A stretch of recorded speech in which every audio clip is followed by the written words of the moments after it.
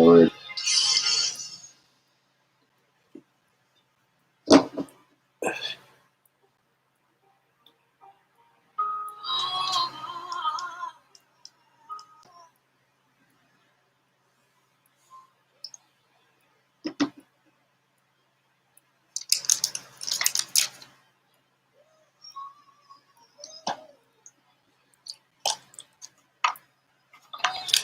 Gotta get this guy going here.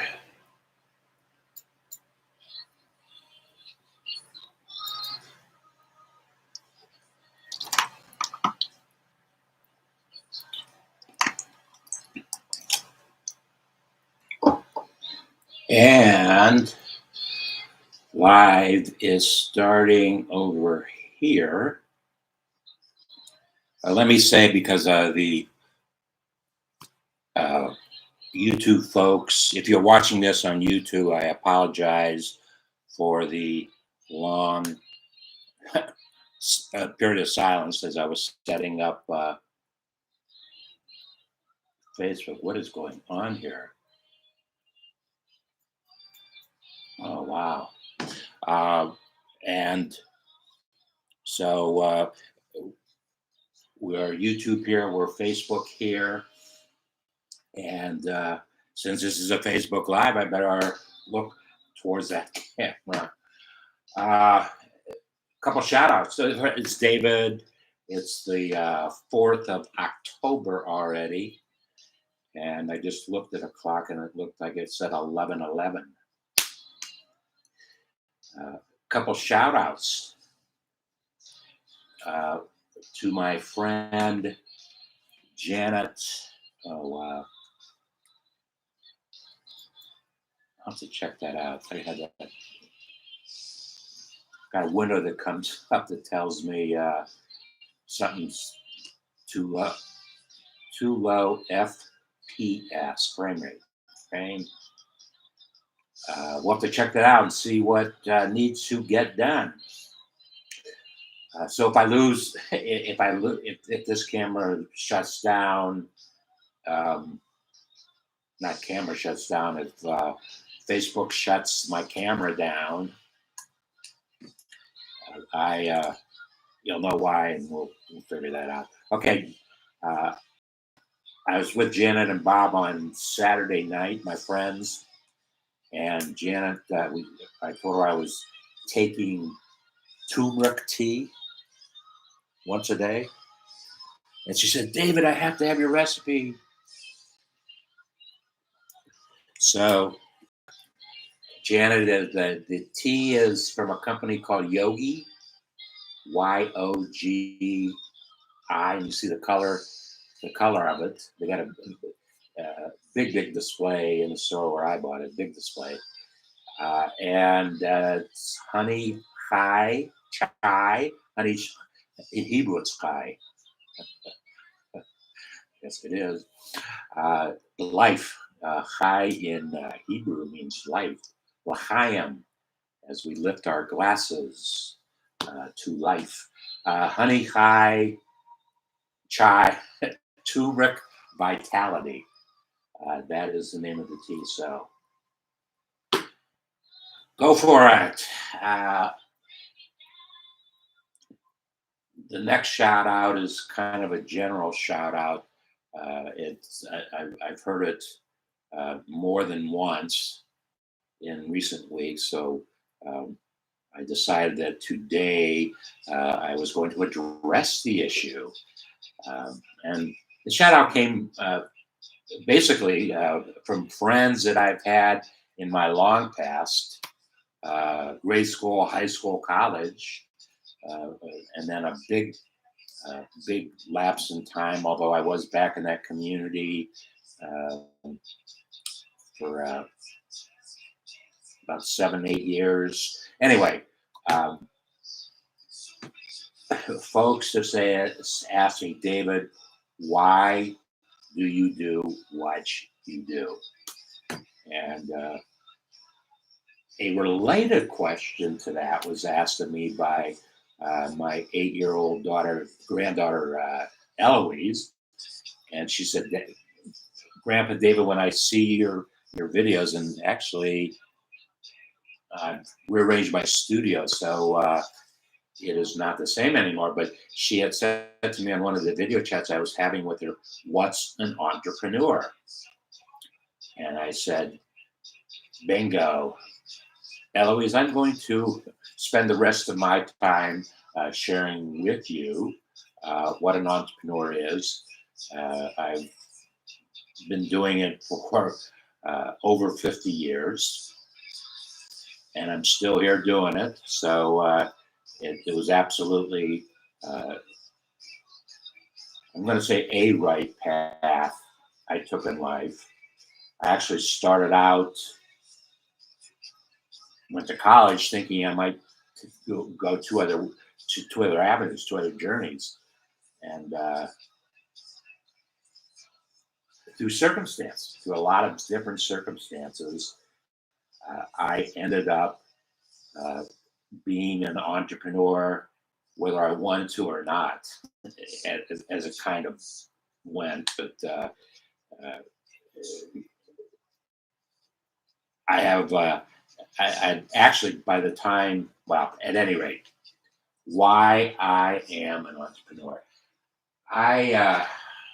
In June of 2010, I was in the lobby of the Kauffman Foundation in Kansas City. The Kauffman Foundation in Kansas City is absolutely the number one uh, entrepreneurship, small business foundation in the world. They do things all over the world, and it was in that vein actually that I was at the Kauffman Foundation in 2010 June, and I was at the very first Partners Forum that they had for Global Entrepreneurship Week. By that time, Entrepreneurship Week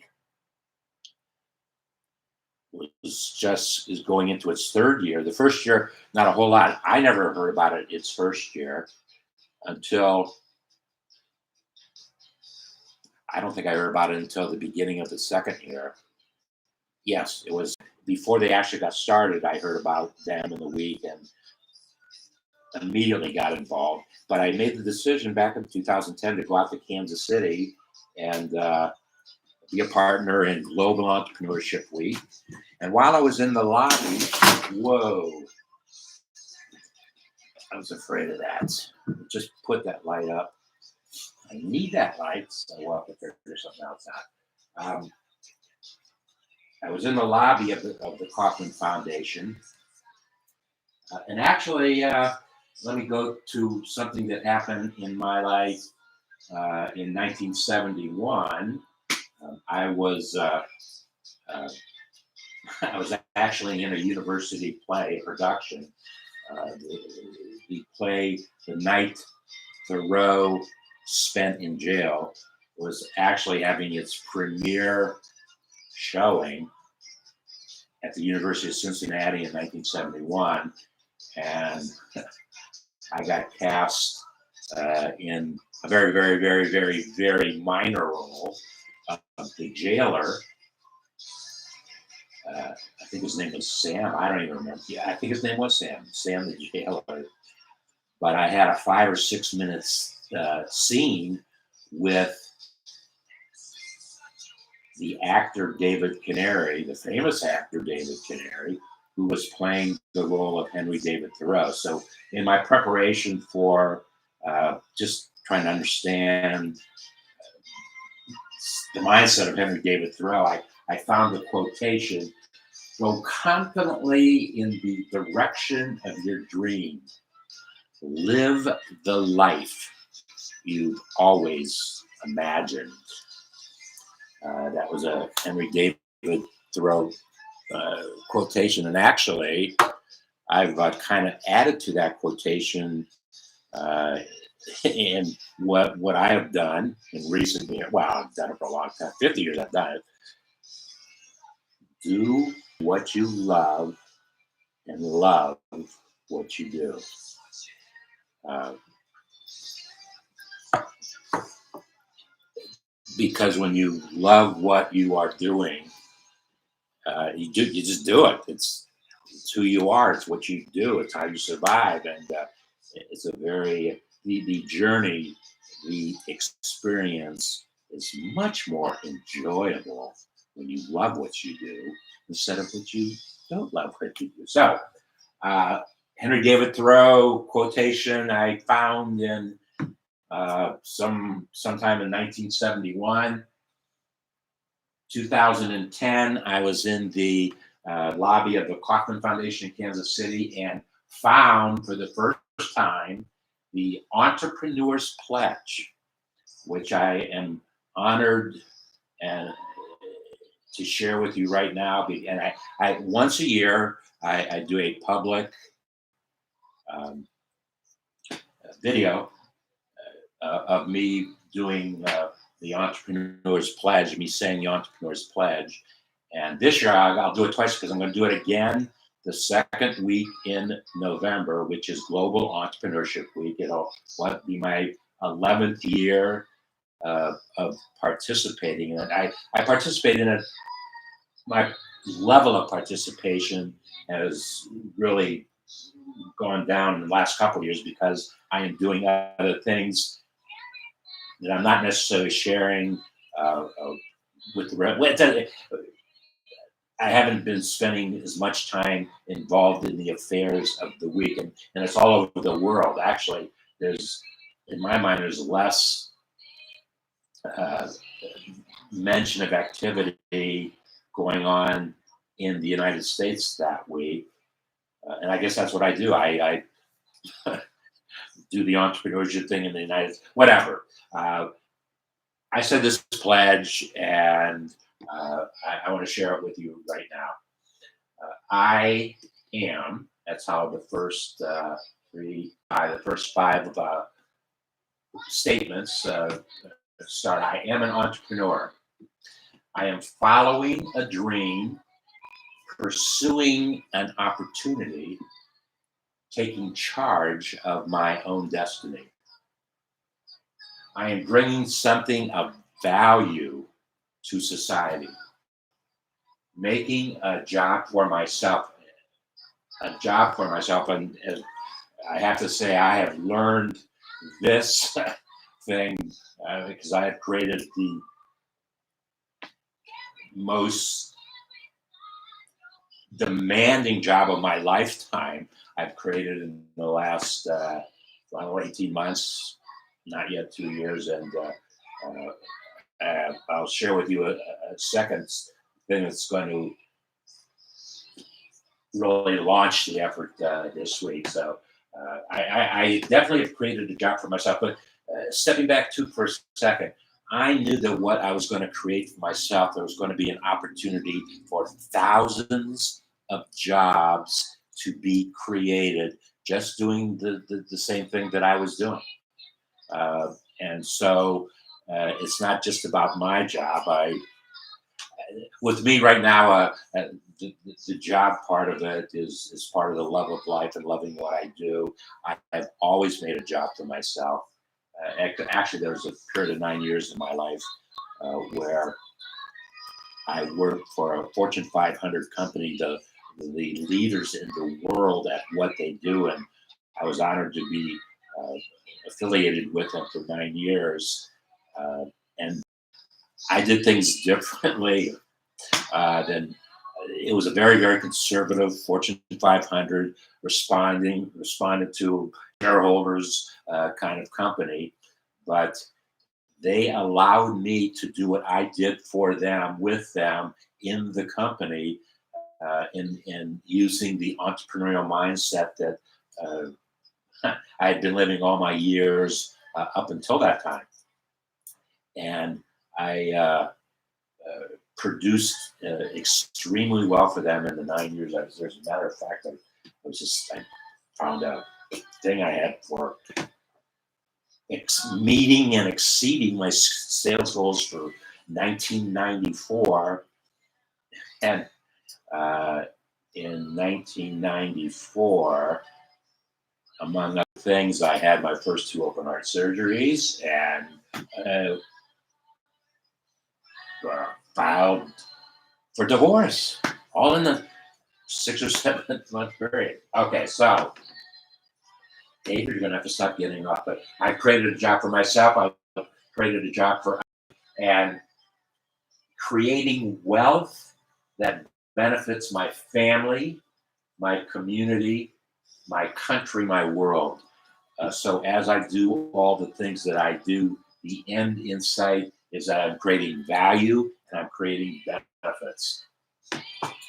I am one of a movement of millions of entrepreneurs. Many of them are now starting as solopreneurs. I have a whole thing about that, and where solopreneurs have been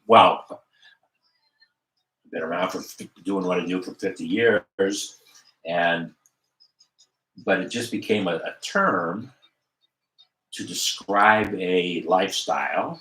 It's probably just been in the last 10 years was the first time that I saw it in print. But I believe that 2020 created millions of solopreneurs because so many folks were, as I was, uh,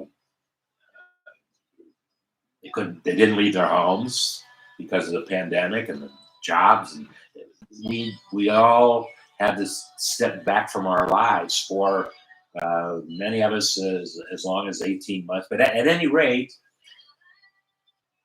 as we stepped inside and stepped away from what we were doing, I know there's going to be it's happening, a birth of those folks who worked for a company a lot of years. Suddenly the company said, well, we can't have you come in, but you can't operate from your home, which they diligently did. But they said, geez, if I can operate their business from my home, why can't I operate my business from my home? Big things are happening in that area.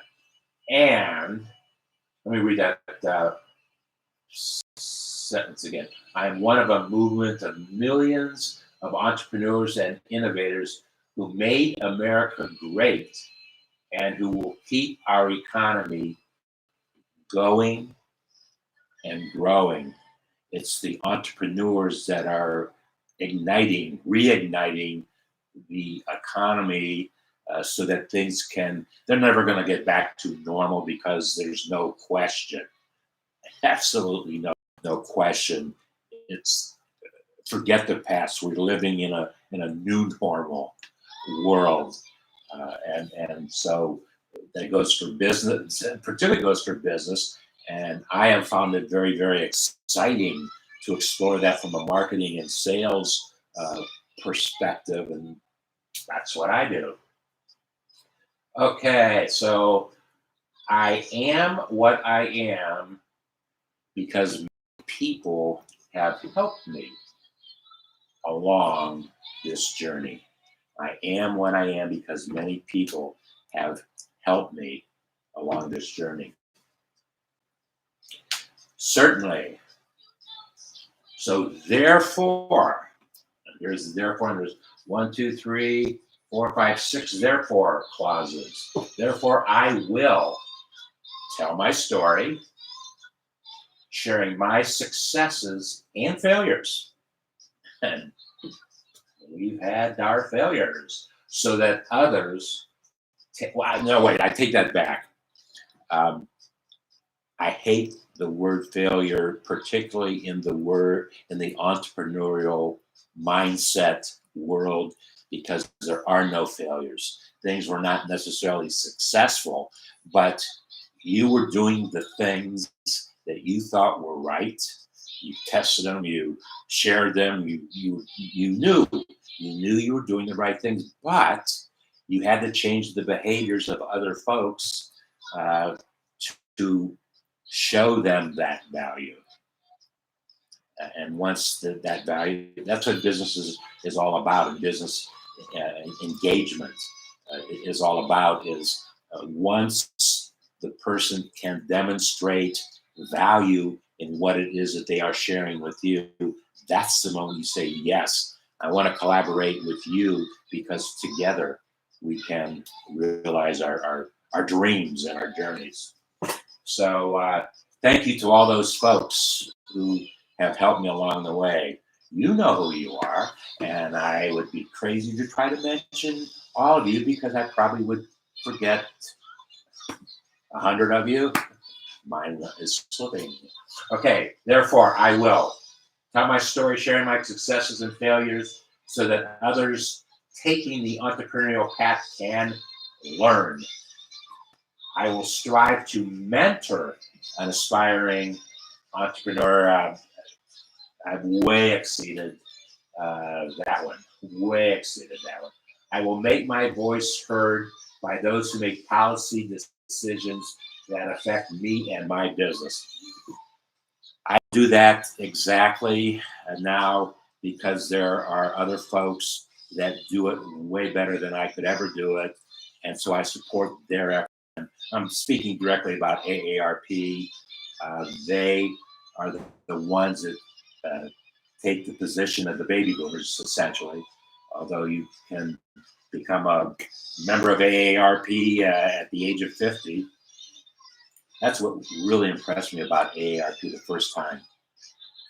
On my 50th birthday, 22 years ago, I got an invitation to join AARP on my birthday. So I said, these folks are really know what they're doing. I'm going to become a member.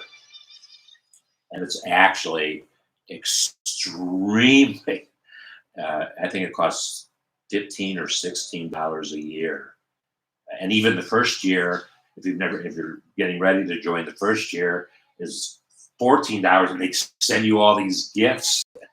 So if you're not a member, join. If your child is not a member and are over 50, join for them.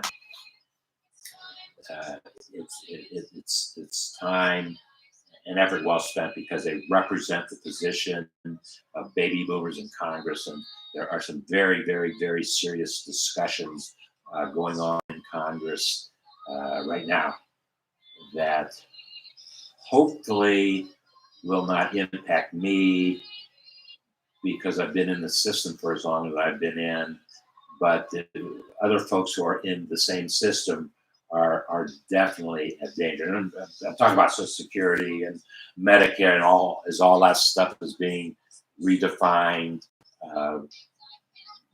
That's going to be the new norm for sure. Is any Social Security reforms and Medicare reforms, but the AARP spends a lot of time, energy, and resources to represent the position of their members in Washington, and nobody does a better job than they.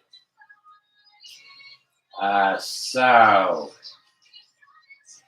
however, there is a however to that statement. For 3 years, I was on the governor of the state of Ohio, Bob Taft, at that time. I was on the Small Business Advisory Council, and that was in 2004. That anniversary is coming up really quickly. Wow, didn't realize it. In 2004, November 2004, I was really asked to join the advisory board. I made it very clear to everybody who vetted me along the way that started out with my local Congress, local state Congress person, legislator person, who's at that time our political views were diametrically opposing one another. However, he respected for me and what I represented.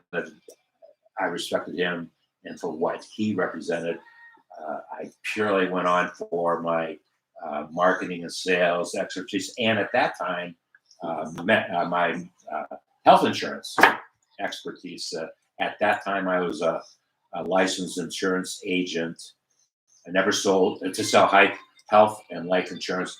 I never sold one policy. My only reason for getting license was the knowledge that I could share better information with small business folks. So I was recognized for those efforts in 2004. So 2004 to 2005, 6, 7. So I was on that committee for 3 years, and actually the very next year there was a new election, and there was no way that Governor Taft was going to get reelected, because he was a wonderful, wonderful individual. And when he came to our meetings, and he came to our meetings once, I think they were better than once a quarter, maybe every other month we had meetings. He came to the meetings, he rolled his sleeves up and was taking notes of the things that were going on in that meeting. So he was very, very great in that aspect. But neither political party, his own or his opposition, liked him, and liked his whatever. And his approval rating was the lowest, I think, of any governor ever in the state of Alaska. I found Robert Taft to be a very engaging individual.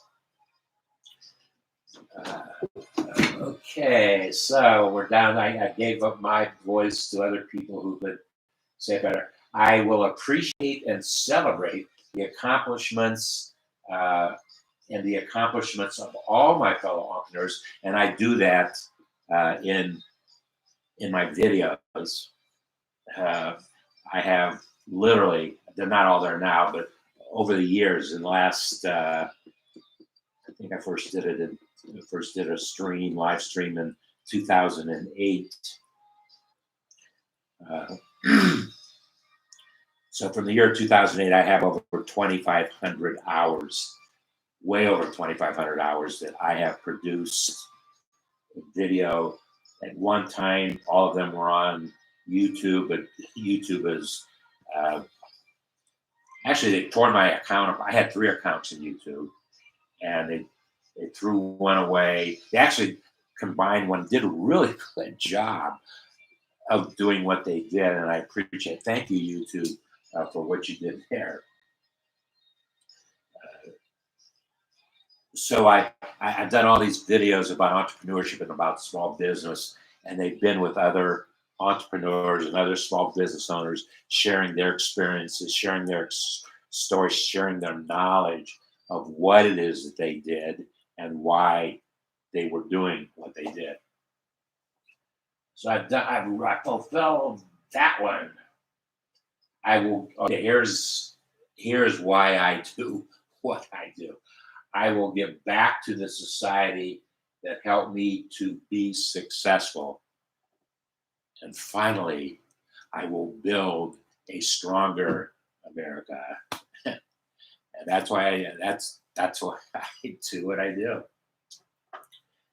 And I absolutely